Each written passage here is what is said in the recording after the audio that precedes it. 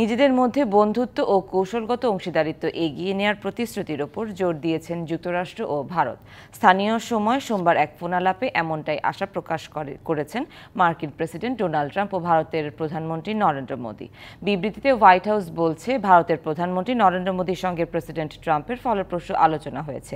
দুই দেশের মধ্যকার সহযোগিতার সম্প্রসারণ ও গভীর করার বিষয় আলোচনা করেছেন এই দুই নেতা। এ সময় ভারতকে আমেরিকার তৈরি নিরাপত্তার সরঞ্জাম কেনা বৃদ্ধি এবং দুই দেশের মধ্যে বাণিজ্যিক সম্পর্ক জোরদার করতে গুরুত্ব দিয়েছেন ট্রাম্প। এছাড়া তাদের আলোচনায় উঠে এসেছে ভারত প্রশান্ত মহাসাগরীয় অঞ্চলের নিরাপত্তা, মধ্যপ্রাচ্য, ইউরোপ সহ আঞ্চলিক অনেক বিষয়। হোয়াইট হাউস আরও জানায়, প্রধানমন্ত্রী নরেন্দ্র মোদির হোয়াইট হাউস সফরের পরিকল্পনা নিয়ে আলোচনা করেছেন দুই নেতা।